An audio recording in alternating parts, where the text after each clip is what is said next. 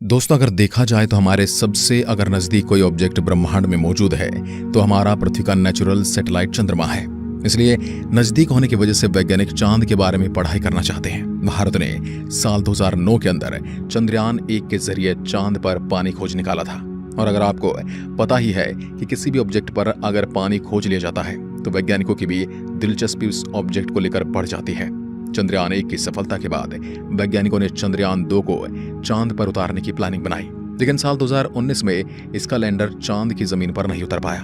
लेकिन 14 जुलाई को भारत का चंद्रयान-3 पृथ्वी से निकला था। उसका मकसद चांद के दक्षिण ध्रुव वाले इलाके में उतरकर वहां की जांच करना है। लेकिन अब सवाल ये उठता है कि चंद्रयान-3 अब कहां पहुंचा है। उसका रॉकेट तो पहले ही दिन अलग हो गया था, तो अब ये इतना ज्यादा रफ्तार में कैसे आगे बढ़ रहा है और उसकी स्पीड तो इसरो कंट्रोल कैसे कर रहा है। आखिर उसके अंदर कितना फ्यूल है और वह चांद पर कब तक उतर जाएगा। चांद पर जाने के बाद भारत के वैज्ञानिकों को क्या भेजने वाला है। चांद की इस वीडियो रिपोर्ट में सभी बातों का खुलासा करने वाले हैं। दोस्तों, जब कोई अंतरिक्ष यान पृथ्वी से निकलकर किसी दूसरी दुनिया की ओर अपना रास्ता तय करता है तो वह सीधा अपने लक्ष्य तक नहीं जा सकता, क्योंकि पहले ही वो अंडाकार कक्षा में पृथ्वी की परिक्रमा करता है। इस प्रकार 5-6 राउंड काटकर वह पृथ्वी से धीरे धीरे दूर चला जाता है। चंद्रयान-3 के साथ भी ऐसा ही किया गया है। चंद्रयान-3 पृथ्वी के चारों ओर अंडाकार राउंड काटता हुआ चंद्रमा के नजदीक जा रहा है। करीब 6 राउंड काटकर यह पृथ्वी के ऑर्बिट से बाहर निकल जाएगा।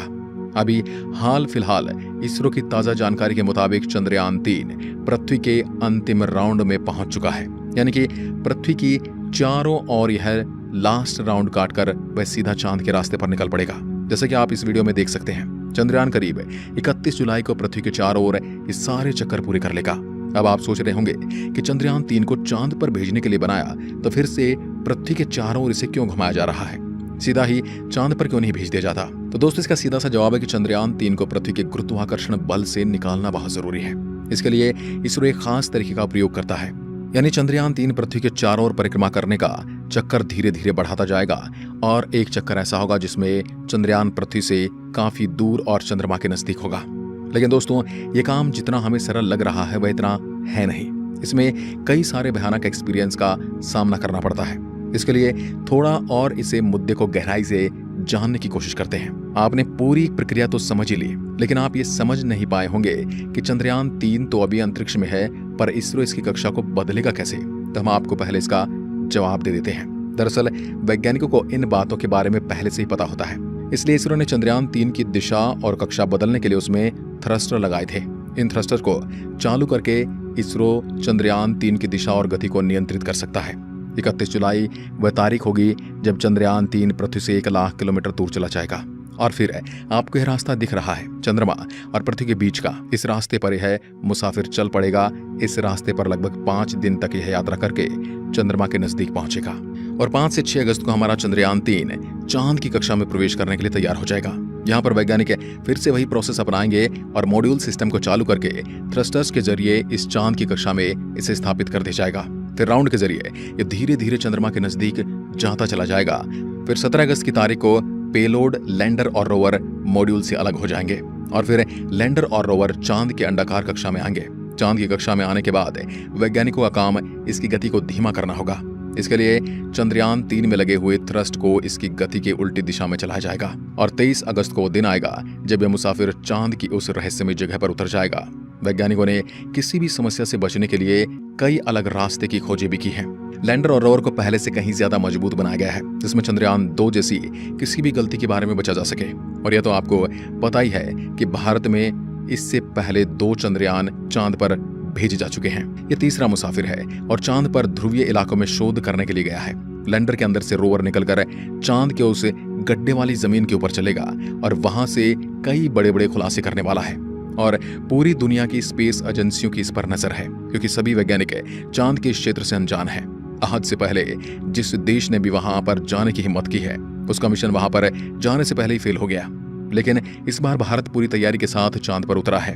अब आपके दिमाग में सवाल आ रहा है कि इसके अंदर ऐसा कौन सा फ्यूल है जो इसे इस ब्रह्मांड के अंदर चला रहा है। दोस्तों, आज चंद्रयान अंतरिक्ष में इस रफ्तार से चल रहा है कि अगर उसकी कमांड में थोड़ी सी भी गलती हो जाए तो फिर बड़ी भारी दिक्कत हो सकती है। चंद्रयान-3 14 तारीख को लॉन्च हुआ था। उसके 16 मिनट बाद यह पृथ्वी के ऑर्बिट में पहुंच चुका था। और यह भी आपको पता ही होगा कि अंतरिक्ष यान को पृथ्वी के वातावरण से बाहर निकलने के लिए 1 सेकंड के अंदर 11 किलोमीटर की स्पीड हासिल करनी होती है। इतनी स्पीड इस रॉकेट में लगे बूस्टर और अलग अलग इंजन हासिल करवा देते हैं। अब यहाँ बात आती है कि रॉकेट में जो फ्यूल था वो क्रायोजेनिक स्टेज से अलग होते ही खत्म हो चुका है। मतलब लॉन्च से केवल 16 मिनट के बाद से ही पूरा का पूरा खेल पूरा हो चुका है। अब चंद्रयान 3 चल किससे रहा है? तो दोस्तों, इस वक्त चंद्रयान 3 3 तरह की एनर्जी से चल रहा है।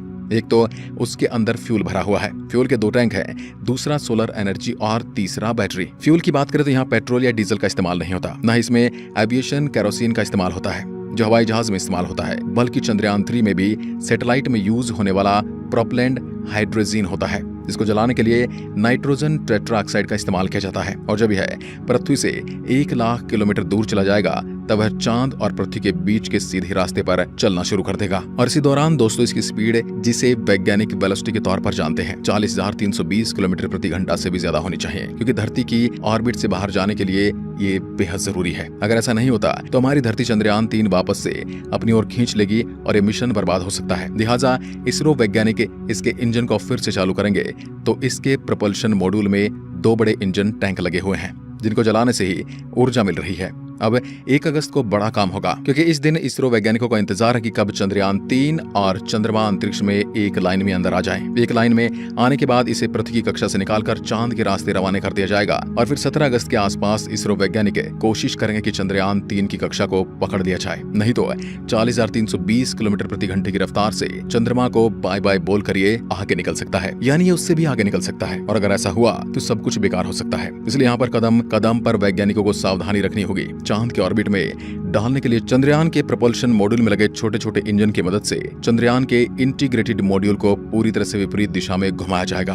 चांद की कक्षा पकड़ने पर धीरे धीरे यह चांद के नजदीक चला जाएगा। 23 अगस्त के दिन वैज्ञानिक अंदाजा लगा रहे हैं कि यह चांद के उस हिस्से में जाकर उतर जाएगा जहां पर आज से पहले कोई नहीं गया है। यहाँ तक कि बड़ी बड़ी स्पेस एजेंसियों के अंतरिक्ष यान भी इस जगह पर औंधे मुंह गिर जाते हैं। वहां पर भारत का यह मुसाफिर उतरने वाला है। चांद का दक्षिणी ध्रुव इलाका है जहां पर क्रेटर यानी गड्ढों की भरमार है। कुछ गड्ढे तो सैकड़ों किलोमीटर गहरे हैं और सैकड़ों किलोमीटर चौड़े ही। कोई भी मिशन में दिलचस्पी इसलिए भी बढ़ जाती है कि आज से पहले वहां पर केवल ऑर्बिटर पर ही जानकारी ली गई है, तो सतह पर जाकर किसी भी रोवर ने वहां से जानकारी नहीं भेजी है। इसलिए अब भारत का यान वहां पर उतरेगा तो वहां पर मौजूद नई नई चीजों के बारे में पता चलेगा। हो सकता है चांद के इस भाग में हम इंसानों के फ्यूचर में काम आने वाली कोई बड़ी एनर्जी सोर्स के बारे में पता लग सके, जो आज पेट्रोल और डीजल बहुत बड़ी जरूरत बन चुके हैं। अगर कोई तीसरा एनर्जी सोर्स मिल जाए तो इसकी कमी को पूरा किया जा सकता है और वैज्ञानिकों को अंदाजा है कि तीसरा सोर्स हमें चांद पर मिल सकता है। बाकी आप इसे लेकर क्या सोचते हैं, कमेंट के माध्यम से जरूर बताएं। वीडियो को अंत तक देखने के लिए आपका बहुत बहुत धन्यवाद। जय हिंद, जय भारत।